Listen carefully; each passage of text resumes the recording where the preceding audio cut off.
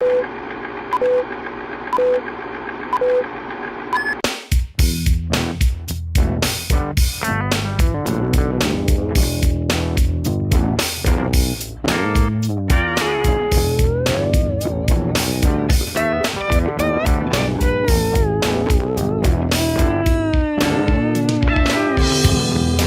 we see, is it reality? Or is it really fantasy? Can you see spirit of reality? True in any matter.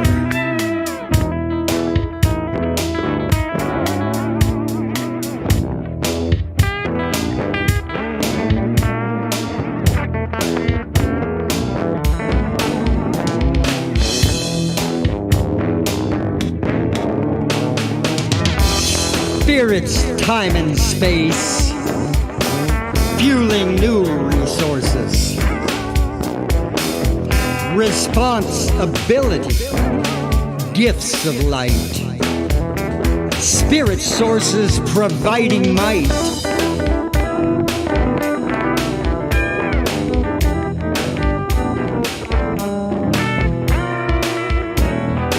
Let's agree, you and me. Life's presence a present, presence of spirit life, eternity, past, present, and future.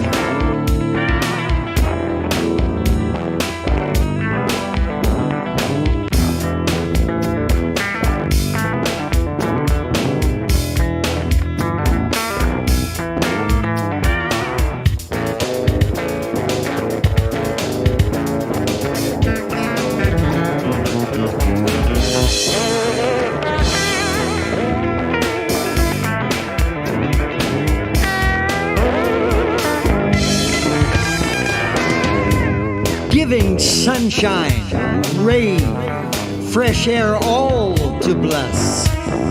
Freely giving his creation, love's living substance.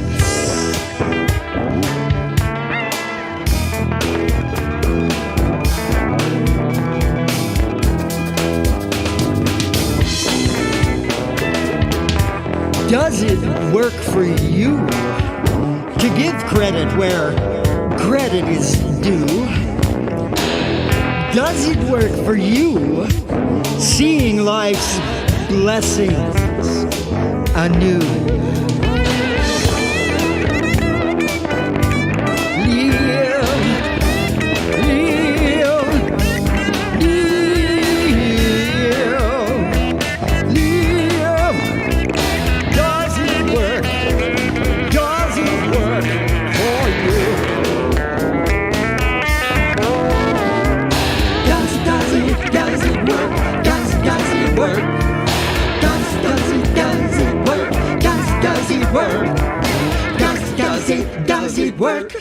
Does it work?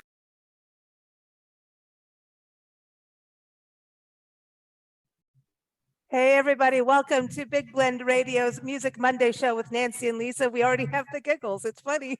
That was the song, Does It Work For You? It is the very first track on the debut solo album by Jeff Cotton. And you're going to know Jeff Cotton. He's been kind of on the reclusive side, but you know him from, Captain Beefheart and the Magic Band. But he's been out in Hawaii just soaking up the good life. And he has returned to music with his debut solo album. It's called That Fantasy of Reality, and it releases August 11th through Madfish. So you can go to madfishmusic.com, look him up on there, just type in Jeff Cotton, you'll find him, or go to jeffcottonmusic.us. But dude, he's here. Welcome to the show, Jeff. How are you? I'm good. Thank you, Lisa and Nancy. This is awesome. Hey, it's good to have you on the show. You already started us off getting us all giggly, What is that? Well, what is that? That's how we roll. Yeah, yes. I like that. So how is life in Hawaii? You reminded me before, it's Hawaii. Actually, life here on Maui is beautiful. We are dealing with a drought. It's wild. And that you wouldn't think you'd have a drought, but we won't go there. We all love nature, and we know that nature is in a bad place in some areas of the world, and there's nothing to attract the clouds here on Maui, central Maui anymore. There's no green, no sugar cane. Used to be thousands of acres of sugar cane, and although it is sugar, at least it's green and it would attract clouds or whatever happens. So right now we're in between, but fortunately they are starting to farm diversified, actually agriculture. They're doing oranges, lemons, limes, coffee, things of that nature. So that will build up over a period of years. But right now we're in a mandatory drought. Can't use the water. Well, and you know, I tell people all the time, we've got to plant more trees. That's a big deal. And you know, I think that goes to your album title. Tell us about that, the fantasy of reality, because I kind of feel that's really what we're living in right now. Oh, you bet. That's what I think too. And every human being on this planet, I don't care if they're on the other side of the world and you're here, their concept of fantasy may not be the same as yours or mine.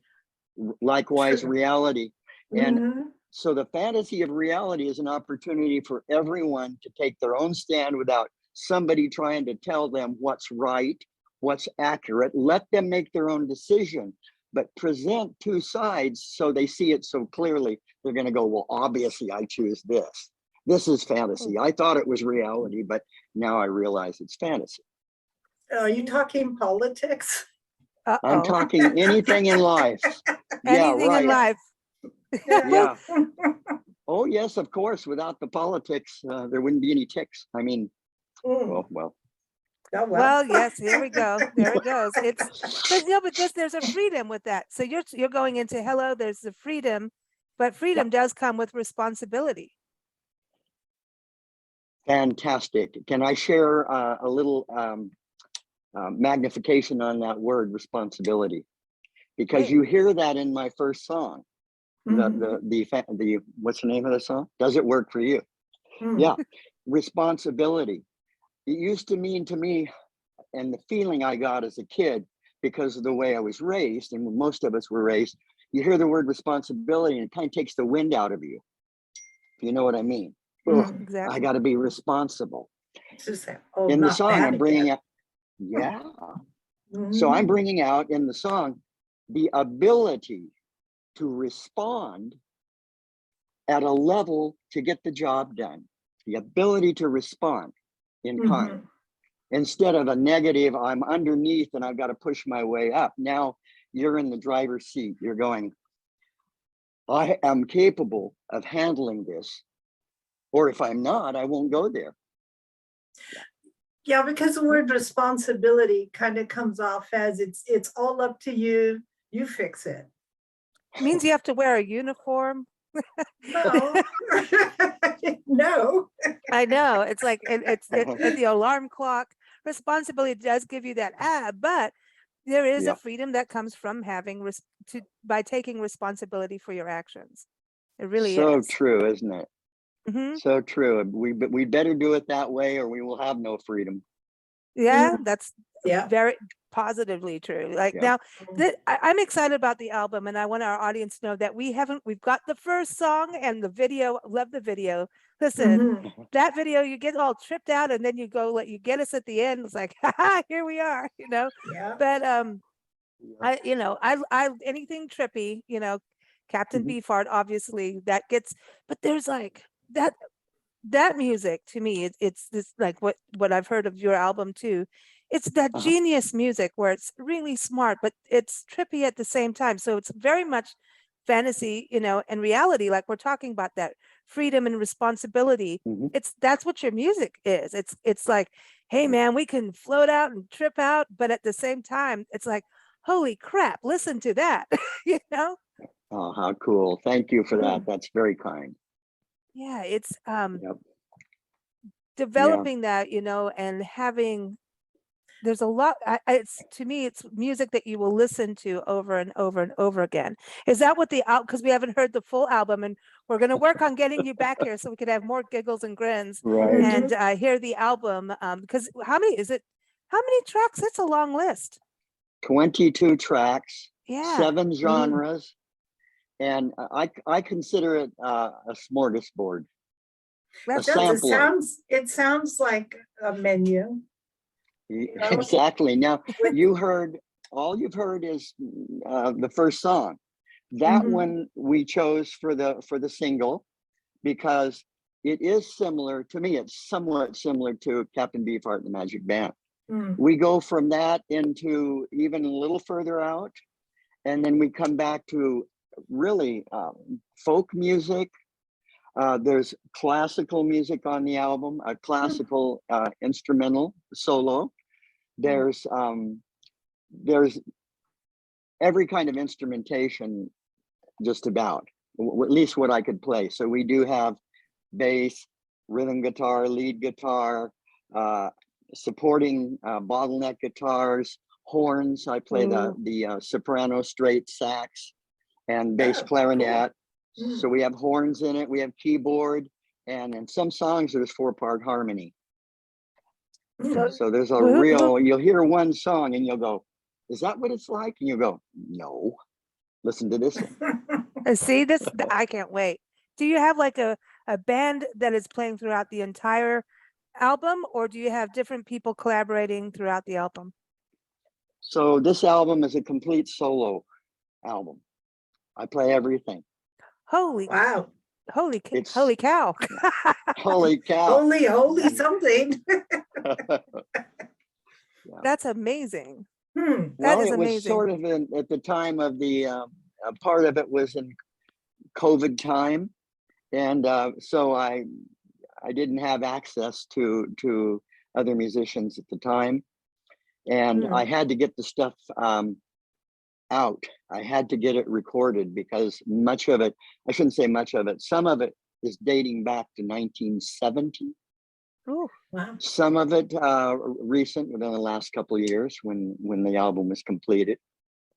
Okay. And so, because then when you left Captain Beefheart, you decided that's it, commercial music, because as you know, everything's saying you left commercial music. So does that mean there was other music going on? Oh, yes. I could never stop. I just got out of the business for a while, but not for long. A few months after leaving the Magic Band, we started the group called Moo, M-U. That's right. See, I can say holy cow. You can say holy cow. Moo. And so you'll want to hear that, because what I'm doing on the Fantasy of Reality is just the next phase of that. And Moo was 71 through about 75, with a lot of re-releases, I don't know, into the 80s or 90s or something. So I did Moo. Go ahead. No, go. You continue on. So basically, Moo lasted for that period of time. We moved here to Hawaii in 1973. And we did the first full moon concert on Maui. And now it's a big deal. Yeah, it was awesome. Cool. Yeah. So after Moo split, I don't know how much you want to know, if you want to keep it strictly to music or life or you whatever. You can do anything. This is the big blend. Anything rolls, so long as everyone's kind. Thank you very much. Thanks for bringing me back to reality. So anyway, after Moo, or around that time, I got married. And I call, instead of saying God, I call it the one who is love. And so that one who is love spoke to me very clearly. I mean, audibly and loudly, and said, it's time for you to begin to live. And I'm going, excuse me, I've had fun. I've gone to Europe with the Magic Band. I've done all this stuff with Moo and other things going on. So I had to think about it, but it was right. I was kind of like a a person that you could put him in his wheelchair and wheel him out in front of a crowd and give him an instrument. He does his thing. Then you take him back after the performance, put him in the closet. Life was sort of segmented, which this world loves, because the world has become very segmented, for we know why. But anyway, so had a wonderful, wonderful marriage here on Maui. It was fantastic. It was videoed with us playing and everything. Lou was playing. But at any rate, so I raised a family of 3 kids, and 2 of my kids are still here on Maui. The other one's in Washington State. And so I began to understand. And as time went on, I would hear more. There would be more. And I finally began to realize, as you do as you get older, perhaps, and me as a musician, it will happen in this way. I go, you know, whether you play music or not for 50 years, it doesn't even matter, because music is only a form that's taken by the essence or the spirit that is breathed into it. So your life of 50 years will come through in what you do today, even if you haven't done it for 50 years. You might be a little rusty. I mean, I'm not the hotshot, I never really wanted to be, but a speedy hotshot guitar player. As I've gone on, I've been seeing and seeking to make it manifest fewer notes, more simplicity. It used to be art for art's sake. Right. Today, for me, it is not. It is communication in order to connect with others. And that means any form is up for grabs. It doesn't matter. It can be country, rock, rap, jazz, classical, blues, avant-garde, whatever. So that's sort of... The categories need to be blurred. I mean, I think the categories all came about through the ability to market, so you can target people.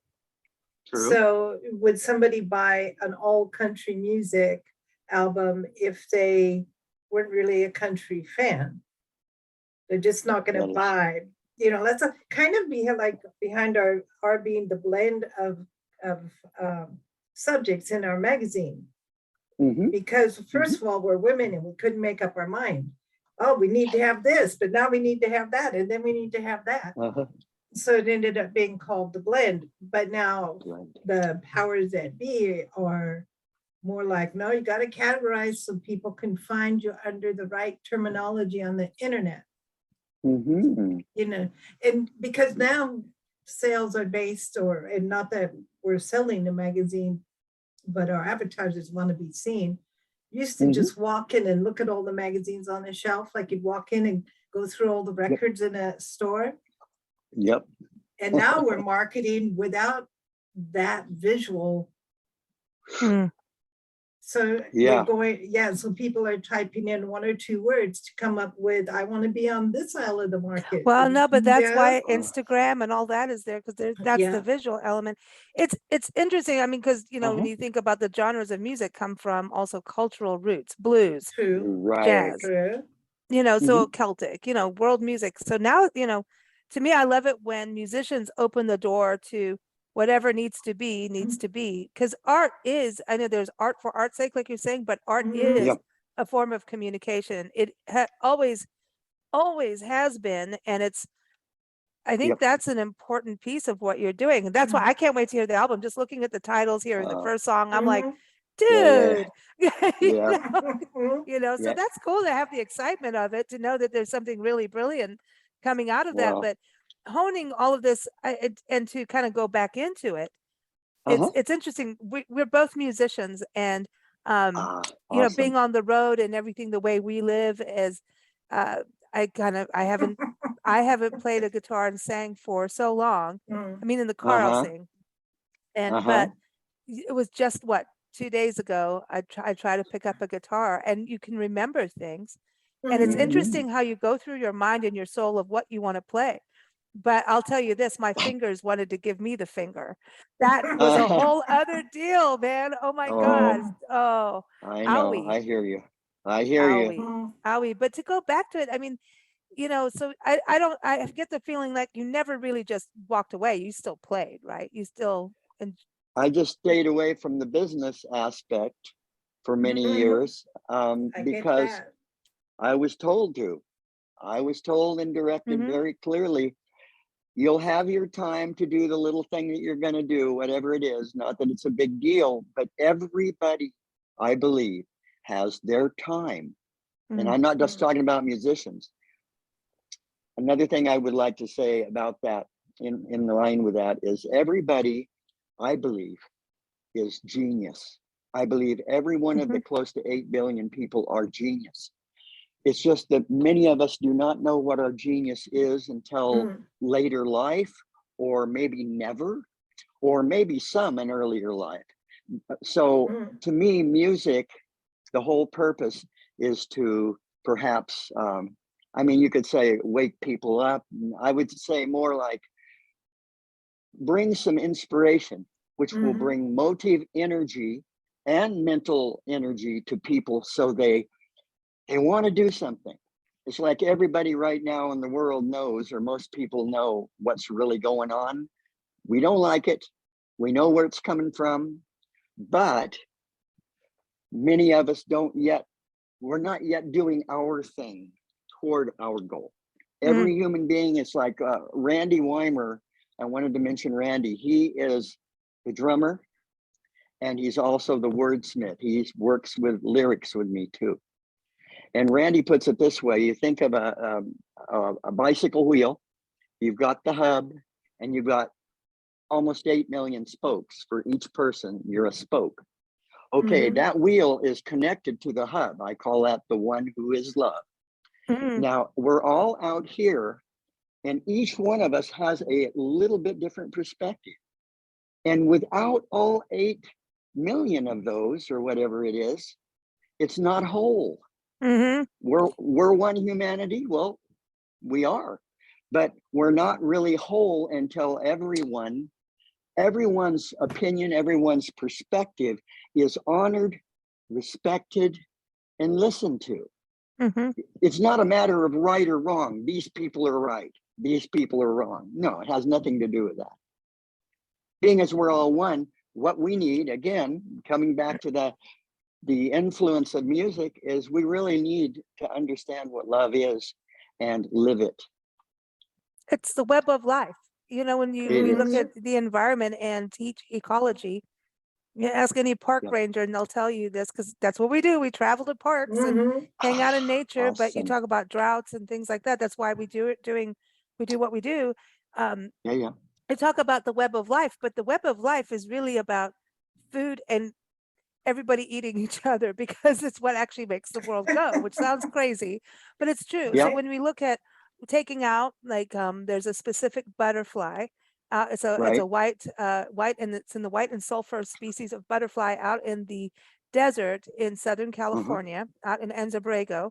Now, if that butterfly gets killed because we're going to plant, or we're going to take out the native plants, or we're going to build resorts, and we're not going to leave the land the way it is, well, this species of yucca will now die too. They will all die out, because that species of yucca only blooms every 100 years, because of that pollinator butterfly.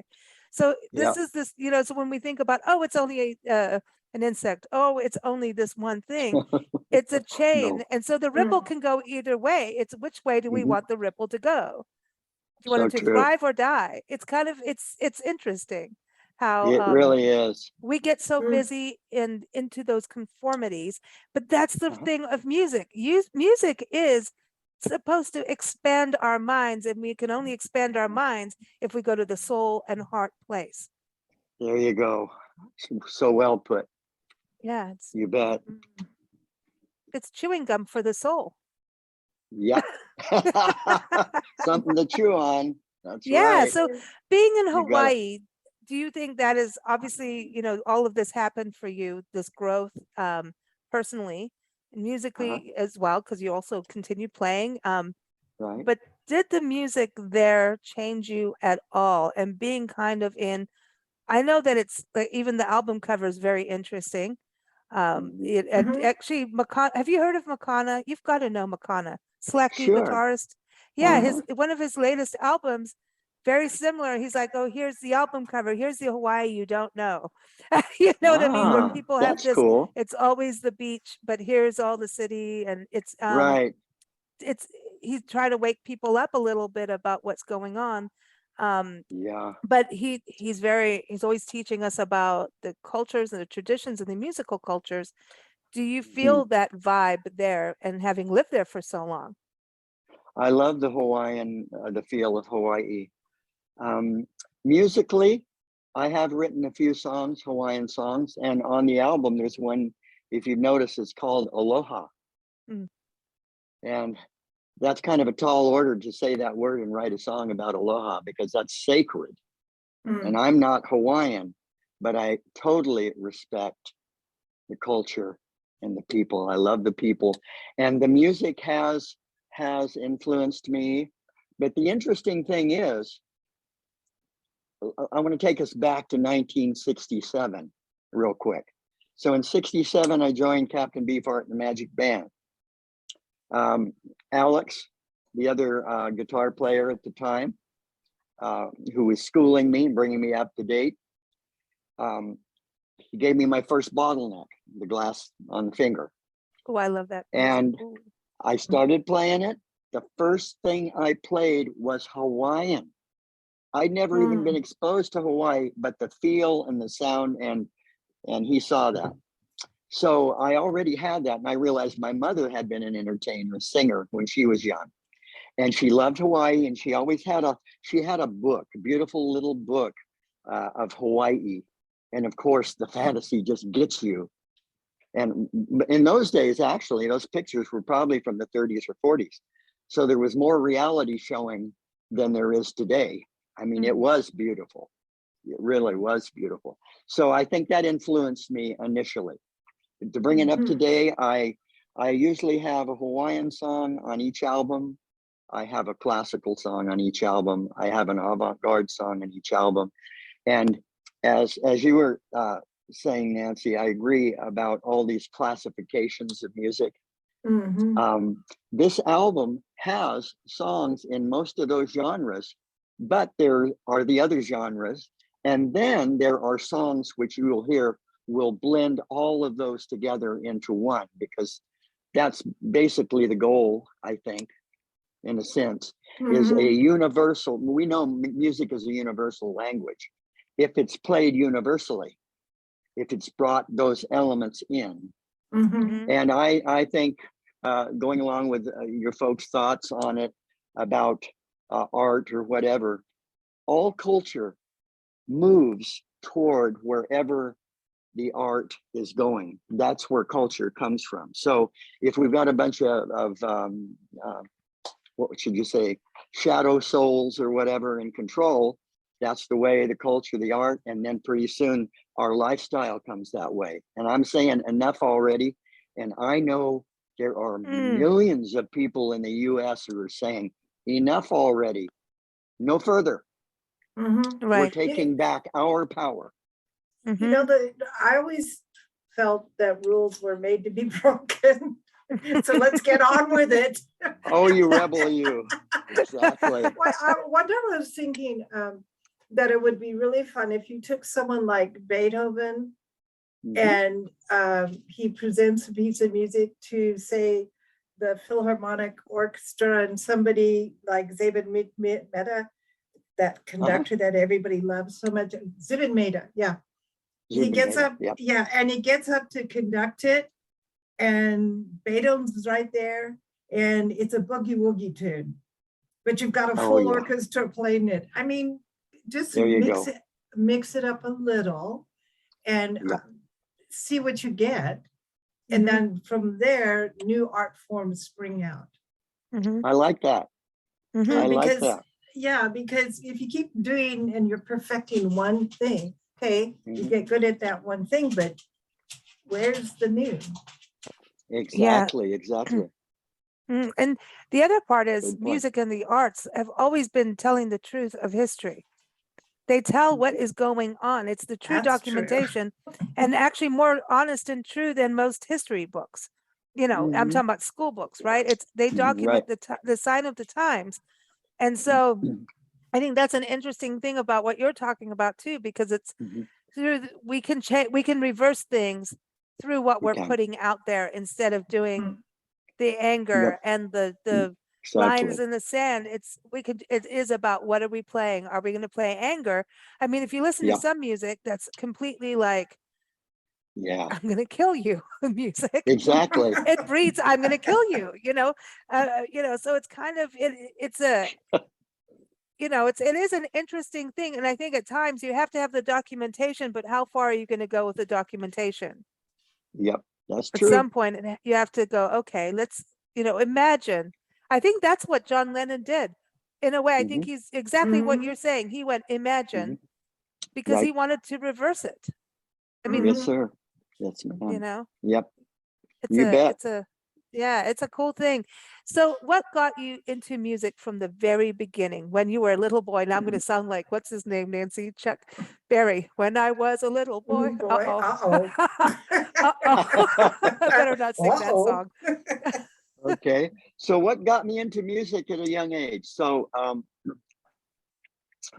when I was, I don't know what I was, 5, 6, 7, um, my mother used to sing with a girlfriend, and they just do it for fun at our place. And I grew up on an airport, and we owned the cafe at the airport. So there'd be Wow. people there till midnight, 1 in the morning, and Where was this? What state? this is in California, Okay. Cool. San Joaquin Valley, the breadbasket there. Yeah. Yeah. We Cool. know that area well. Awesome. Yeah, I grew up there until I went to the desert. But anyway, what was my point about that? You, when Your you mother started playing, sang Oh, your with mom early would, friends. yeah. music. Mhm. Okay, so they would sing together, and I would start singing harmony with them, and I loved it. It just made me feel like I was in heaven or something. Cool. And Mhm. then in 3rd grade, I got a flutophone, the little plastic one. You know those little horns? Yeah, like, yeah.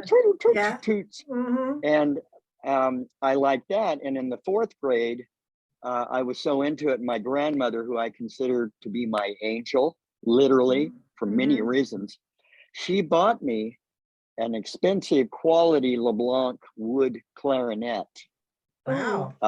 not a beginner model. And so from the 4th grade on, I and another good friend musician who was in the same state of beginning as I was, we would play all of the different functions and Christmas programs. We do 2 clarinets. And so I did clarinet. And Cool.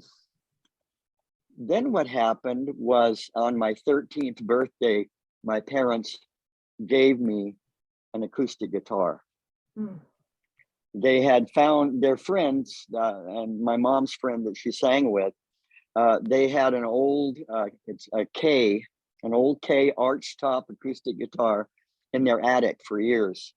And my Wow. dad had been talking to him and said, "Hey, I want to get Jeff a guitar." So they took it down unbeknownst to me. My dad put new strings on it, cleaned it up, etc. And it was in really pretty good playing. The action was really good when I think back on it. So from my 13th birthday, I was gone.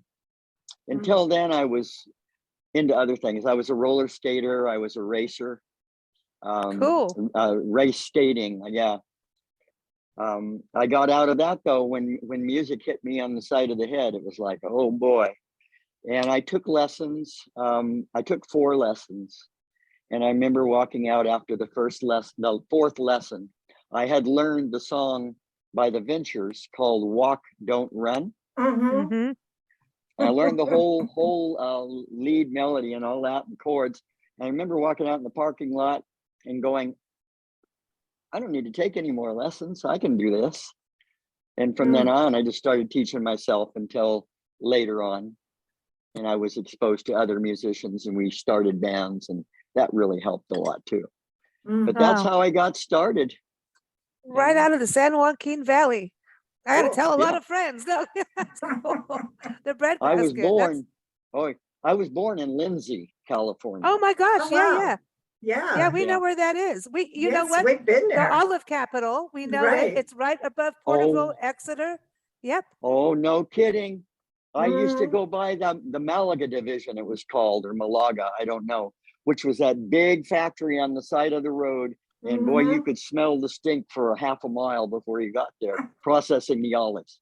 Yeah. Mm. Now they've got a lot of Yeah. orange, a lot of citrus now, a lot of grapes. Oh, I mean, yep. 200, I think it's like 200 to 300 crops that they grow. And we go up there to go to the sequoias and all the communities, and Oh, it's so beautiful. grown so much. It is Yeah. really, really, really Oh, grown. And but they've yeah. kept the communities themselves have kept their charm, the historic downtowns. They've got art and music. And Mm. it's kind of interesting to me going out there because Uh-huh. it's you are in a delta, really. Like if you go around Stockton and everything, it's a delta. Hmm. And then if you drive Right. up from Bakersfield, the musical history going from Bakersfield up, to me, of what happened in this region. And then you've got all the Mexican music, you've got the You Spaniard music bet. Mhm. and the Portuguese, but all this, it's Yeah. a very, because of the agriculture, multicultural. So I wonder if Right. that Yep. kind of touched on you too. It sure did. My best friends were, my best friend who played horn with me was a Filipino boy, and many of my close friends were Mexican people. Mm. Mm. And yeah, so it had a lot, it's definitely shaped me. Now, I lived there until probably 8 or 9 years old, and then we moved to Porterville, right Oh, across, Porterville. No way. And Gosh. they were famous for their high school band that traveled the world. The Buck Schaefer band, I think it Oh, was. wow, I Yes. didn't even realize that because I left so much earlier. Oh my Yeah. gosh. Do you know how much? And it is their musical history as a music band for this. Hmm. If I've got it wrong, everybody, about Buck Schaefer, I'm sorry, but it is. They Uh-huh. have murals of all the kids with music, and I Mhm. mean, it's Oh, it was a huge, huge deal with what has happened. In fact, a friend of ours, Johnny Schaefer, is a musician out of Porterville, and it's just uh-huh. crazy. It's amazing. Wow, who knew? Huh? The ties of Mm. yeah, It's going it's yeah. amazing. Porterville, that was the airport. My dad was assistant manager at the airport. So this is noteworthy, I Wow. think, just to say. Um, so I got to fly sometimes every day, every other day, sometimes once a week, but always often I could fly with my dad, my mom. Sometimes a really fancy airplane would come in, and my parents knew him well and say, "Why don't you take Jeff for a ride?" So I get to go up. So reason I'm bringing this up is because not only was that the beginning of my guitar playing and really getting serious about music, uh, forgot what I was going to tell you about that. You have to excuse me. I'm a dyslexic 47. Well, this is when you moved to You know what that Porterville and is? your dad running Yeah, it. Dad, your yeah. dad's running the airport. He's assistant manager of the airport. Oh, I know why. Because um, to me, when I write something, I'm playing it, it needs to be, you could say, weightless, Mm, weightless. You can't be pulling it along. It's got to be weightless or like a feather, and it has to fly. A Mhm. mm-hmm, guitar solo must fly. If it mm. doesn't fly freely, I can't use it. So Mhm. aircraft and all of that has a lot to do with how I play today. Dude, that's exactly, it's Real lot to do. levitation music. So my It's buddy Willie There you levitation. Kellogg, go. Willie Kellogg used to play with Skip Spence and Moby Grape, Flying Burrito Brothers, and everything. He Yeah, would yeah. taught me rhythm, and we did do Sufi Levitation. music, yeah, and There you levitation. He go. goes, it's got to levitate, man. He goes, Yeah. if there's no levitation, then the women won't do the squat dance at the end of the night when you're. Oh no, There's that's always a funny. squat dance. Come There's on, a there's always squat. a squatter. There's always a squat dancer. But By but eleven Uh-huh. but the thirty. levitation, Yeah. because he always said that about his drumming, but it's true. Uh-huh. That's why music is supposed to take you on a trip, but the trip Mhm. You can't bet. get ahead of you too far, because then you're holding. You No. know what I mean? There's that Exactly. balance. Yeah, Well, if the trip cool. Mhm. gets too, if it gets too ahead of you, it's like Captain Beefheart and the Magic Band. 50 years later, people are finally discovering them in the Yeah. US.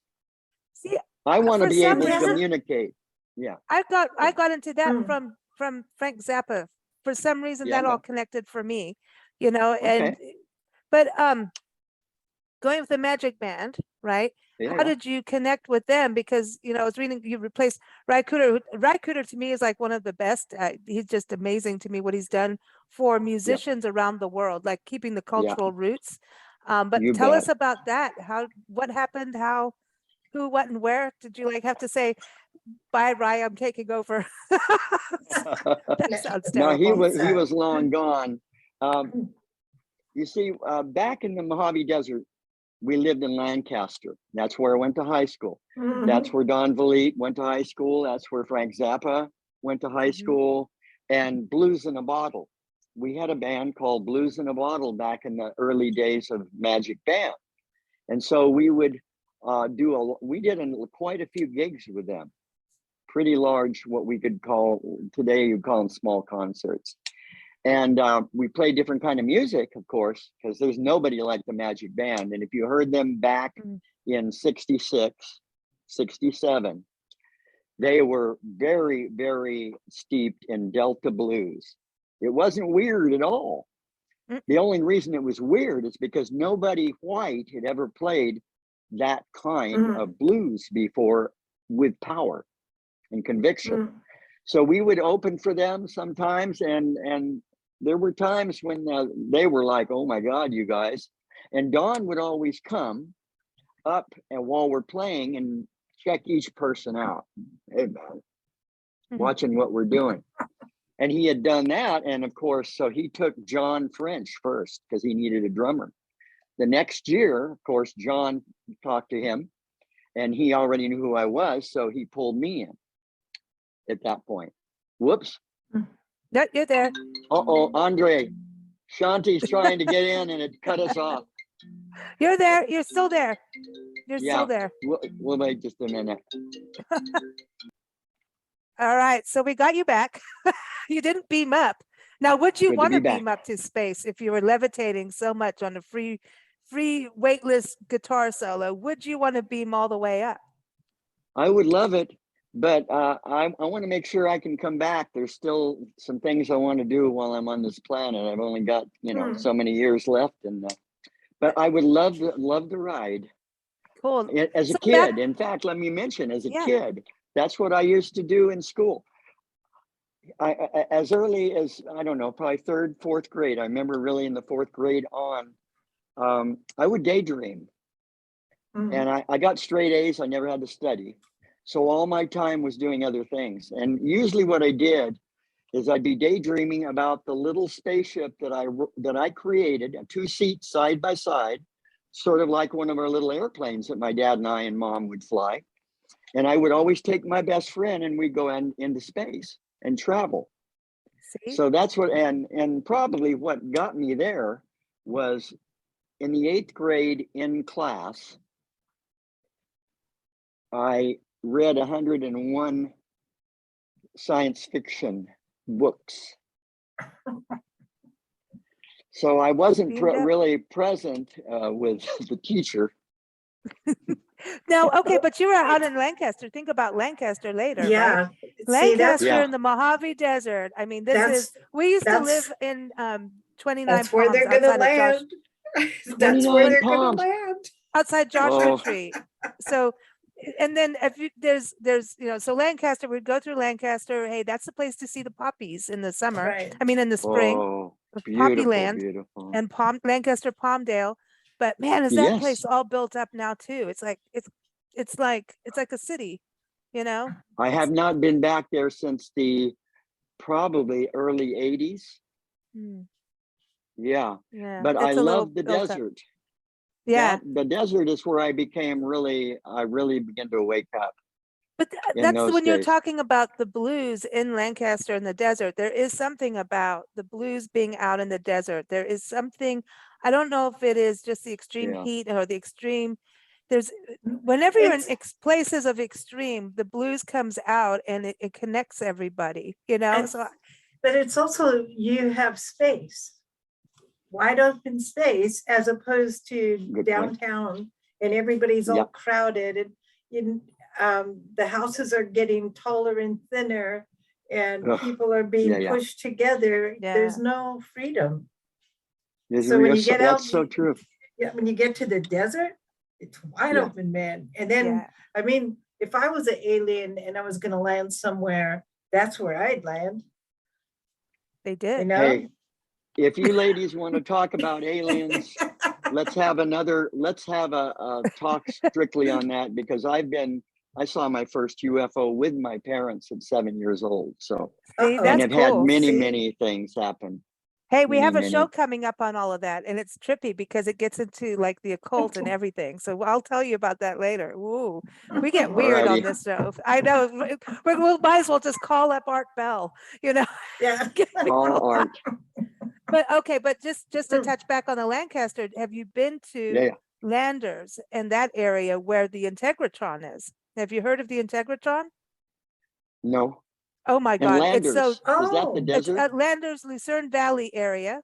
So it's Okay. south of Lancaster going towards Yucca Valley, Joshua Tree. And Van Tassel created the George Integratron, Von Tassel. George Van Tassel, Yeah. because the I know who Venusians were he is. talking to him. Yes. Yeah, and so it's out Right. there and he vibrated up. But anyway, it's a crazy story, and that's another show, like we're saying. But so going from the Yeah. desert and playing the blues, so that's where all this magic happened out in Lancaster. Like that's crazy Yeah, I cool. think maybe perhaps part of the reason or cause is because obviously the desert is nature. It's Mm. pretty primal when you're out there. And obviously the Delta blues is about as primal as you can get. I mean, you know, those men and women were screaming out, crying out, exploding out the pain and the strong feelings and all of that stuff. And that's very primal. So maybe that's the reason. Of Mm. course, though, yeah, that would be it. Later Mhm. on, the Magic Band began to go more avant-garde, of course, and experimental. But that was after the desert. Everybody gets experimental from the desert. Something happens. It's a next level of tripping, you know. It's you know, so it hold on. All right, so we're So, back, but so going from there, you got experimentals. Did you start traveling out or moving where the band was from Lancaster? they were already, when I joined the Magic Band, they were already living in Tarzana, California, Los Angeles. Mm. Yeah, yeah. And then we were in Reseda. So I moved from the Mojave Desert directly down to Tarzana. Mm. And we were known, we had a big property that we were renting. And it was a house and a big long, I think what they were was sprawling like chicken coops, all one long building on the property and weeds everywhere. And we started rehearsing in there. And I'm sure you could hear it everywhere. And we were known as the nomads. That was the word they had for us. Even though we weren't going anywhere, we were the nomads, the long-haired weirdos. That's great. So I was going to Yeah. say too, for you, when you're performing, do you prefer, because of the nature connection, being outside versus indoors?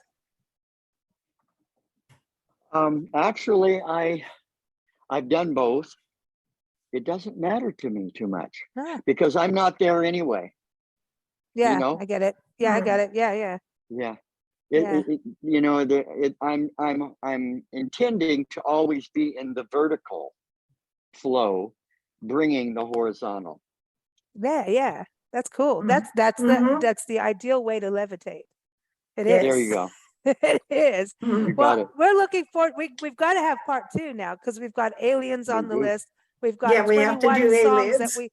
21 songs we have missed out on, but we haven't missed out on because they're coming out. Everybody, August 12th Yeah. is the release Mm. date through Right. Madfish.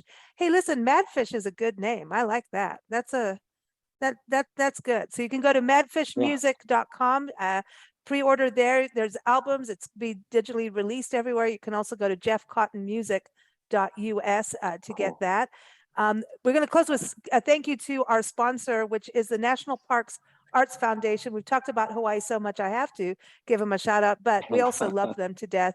What they do is, but we don't want them to die. We're not ready. Mm. No, The not National Parks love Arts them to life. Foundation They're Mhm. awesome. They give artists, musicians, poets, painters, filmmakers, photographers, whatever you do in art, you can apply to be an artist in residence in a national park unit for a month. One is Hawaii Volcanoes National Park. Oh, They've done oh. Haleakala, Dry Tortugas National Park in the Florida Keys. You have to take someone with you for that one because you are off grid for a full month on Loggerhead Key. You have your own island. Nice. Yeah. Chaco Canyon out in northern New Mexico. I Oh, mean, this yeah. is an awesome program. So everyone, National Parks Arts Foundation.org is the website. Of course, keep up with us at bigblendradio.com. Thank you so much, Jeff. It has been a blast. Mm. Thank you too. It's been wonderful, and I look forward to our next meeting. Absolutely. Blessings to you. To you too. Thank Can't you. wait to hear the album. Everyone, Yeah. go get it. The Fantasy of Reality. Aloha.